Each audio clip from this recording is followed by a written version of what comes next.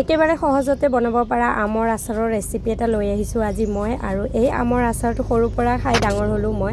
ভাবিলোঁ আপোনালোককো দেখুৱাওঁ কেনেকৈ বনাব লাগে। নমস্কাৰ, সকলোকে স্বাগতম জনাইছোঁ মোৰ আন এটি ভিডিঅ'লৈ। আৰু আজি ভিডিঅ'টো স্পেচিয়েল হয়। স্পেচিয়েল কিহৰ কাৰণে কৈছোঁ জানেনে? আম আচাৰ বনাম মই, তাকে ভাবিলোঁ আপোনালোককো দেখুৱাওঁ। আৰু সেইকাৰণে স্পেচিয়েল বুলি কৈছোঁ, যিহেতু মই আম আচাৰ খাই খুবেই ভাল পাওঁ জানেনে। আৰু আমাৰ মায়ে যেতিয়া আম আচাৰ বনাইছিলে তেতিয়া সদায় এটা কথাই কয়, আচাৰ বনালে হেনো সদায় গা পা ধুইকৈ বনাব লাগে আৰু আচাৰো সদায় গা পা ধুইকৈ লাৰিব লাগে, তেতিয়া বহুত দিনলৈ ভালে থাকে। তো এতিয়া গা পা ধুইকৈ ৰেডি হৈ ল'লোঁ আৰু এতিয়া বনাম। আৰু মই যোৱাকালিয়ে আমখিনি কাটি কেনে ধুনীয়াকৈ নিমখ দিকে থৈ দিছিলোঁ। আৰু কেনেকৈ থৈ দিছোঁ সেইটোও দেখুৱাম আপোনালোকক। তো বলক ভিডিঅ'টো আৰম্ভ কৰোঁ। আশা কৰিছোঁ ভিডিঅ'টো চাই ভাল পাব। যদি ভাল লাগে তেনেহ'লে মোৰ ইউটিউব চেনেলটো ছাবস্ক্ৰাইব কৰিব। তো বলক ভিডিঅ'টো আৰম্ভ কৰোঁ। এয়া চাওক, আমখিনি ধুনীয়াকৈ কাটি মই নিমখ সানিকৈ থৈ দিছোঁ আৰু ইয়াৰ পানী ওলাব। এই পানীটো পেলাই কেনে ৰ'দত দিব লাগিব ধুনীয়াকৈ এটা এটা কৰি কেনে।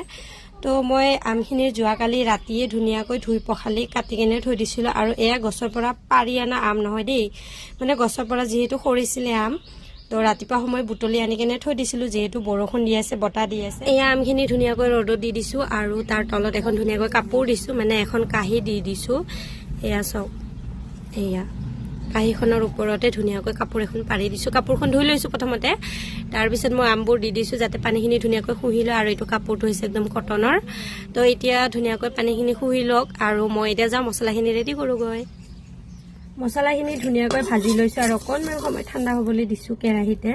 যিহেতু কেৰাহীটো চিলভাৰৰ হয়, তো পুটুককৈ ঠাণ্ডা হৈ যায়, সেইকাৰণে আৰু মই বেলেগ কাঁহী এটাত ওলাই ৰখা নাই। আৰু ইয়াতে মই ধনিয়া, জিৰা আৰু সৰিয়হ দিছোঁ। তো বেলেগ একো দিয়া নাই, অকল ধনিয়া, জিৰা, সৰিয়হ। তো এতিয়া ধুনীয়াকৈ ভাজি লৈছোঁ।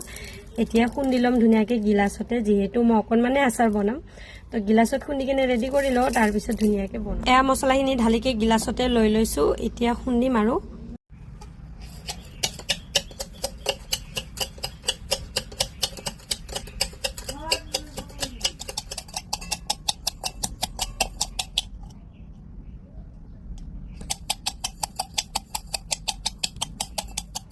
আমখিনি শুকালে, এয়া চাওক ইমান ধুনীয়াকৈ শুকালে। আৰু মই লৈ আহিলোঁ মছলাখিনি খুন্দি কেনে ৰেডি কৰি লৈছোঁ আৰু আমখিনিও হৈ গ'ল ৰেডি। এতিয়া বনাব লাগে আৰু মই বহুত এক্সাইটেড হৈ আছোঁ, মানে মোৰ বহুত ভাল লাগি আছে।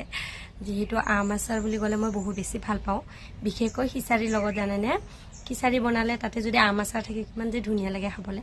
তো বলক এতিয়া বনাওঁ। ধুনীয়াকৈ মছলা ৰেডি কৰি লৈছোঁ, তেলখিনি গৰম কৰিম আৰু তাতে দি কিনে ধুনীয়াকৈ এইখিনি আম মই এটা প্লেটত লৈ ল'লোঁ, লগতে এইখিনি জলকীয়া দিম।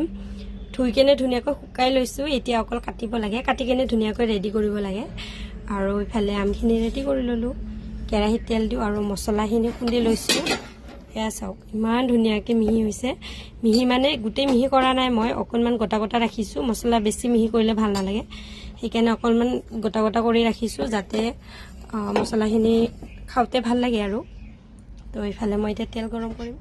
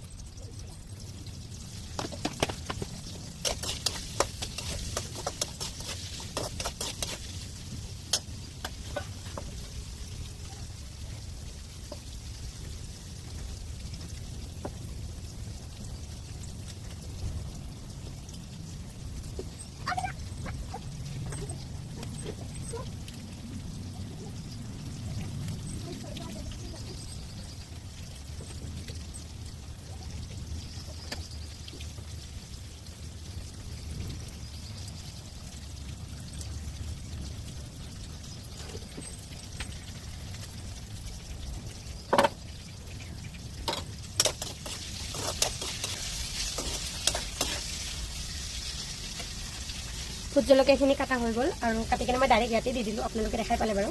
তো এতিয়া আৰু মছলা অকণমান দিবলৈ আছে নহয়। মছলা দিম জানেনে?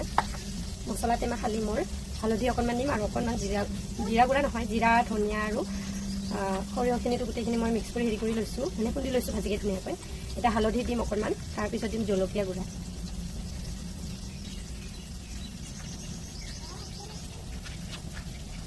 এইটো বেছি নিদিওঁ, অকণমান ৰং হ'বৰ কাৰণে দিম, যিহেতু ভোট জলকীয়া দিছোঁ। একদম মানে জ্বলা হ'ব, জ্বলা খাব নোৱাৰা হ'লে পিছত আৰু দিগদাৰ হ'ব নহয়। ভোট জলকীয়াও দিছোঁ ইমান টকা।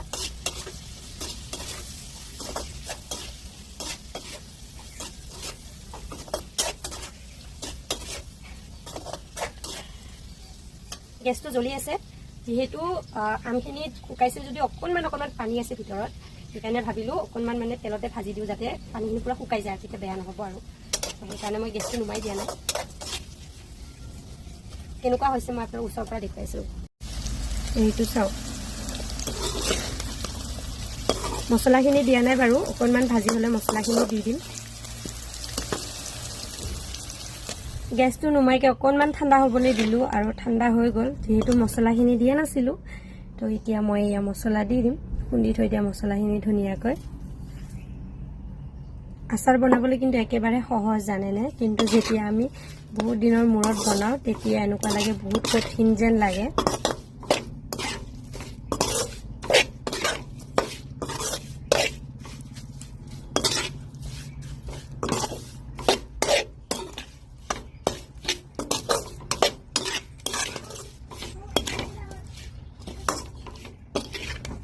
ইমান ধুনীয়া হৈছে চাওকচোন, আৰু ইমান সহজতে বনালোঁ, বেছি সময়ে নালাগিলে। 5 মিনিট সময়তে মই ইমান ধুনীয়াকৈ আচাৰ বনালোঁ, আৰু দেখিবলৈ যেনেকুৱা ধুনীয়া হৈছে, খাবলৈও কিন্তু তেনেকুৱা হৈছে, আৰু ইমান ধুনীয়া গোন্ধ ওলাই আছে মছলা। সঁচাকৈ মানে বহুত ধুনীয়া লাগি আছে, খাবলৈ কিন্তু বহুত বেছি সোৱাদ হয় এনেকৈ বনালে। আৰু আপুনি বহুত দিনলৈকে থ'ব পাৰিব, 1 বছৰ 2 বছৰলৈকে থ'ব পাৰিব, বেয়া নহয়। মাজে সময়ে ৰ'দত দি থ'লে হ'ল, বেলেগ একো কৰিব নালাগে। এয়া চাওকচোন, ইমান ধুনীয়া হৈছে। মোৰ আচাৰ ধুনীয়াকৈ ৰেডি হৈ গ'ল। আম আচাৰখিনি ভৰাই আছোঁ এখন আইনাৰ বৈয়ামত, আৰু আমাৰ নিচিনা মানুহৰ ঘৰত কিন্তু এয়াই বৈয়াম পাব। এইটো আছিলে ঘি, অন্নপূৰ্ণা ঘি। বৈয়ামটো পেলাই দিয়া নাই, আৰু ইমান ধুনীয়া বৈয়ামটো। তো তাতে মই এতিয়া ধুনীয়াকৈ ভৰাই থৈ দিওঁ।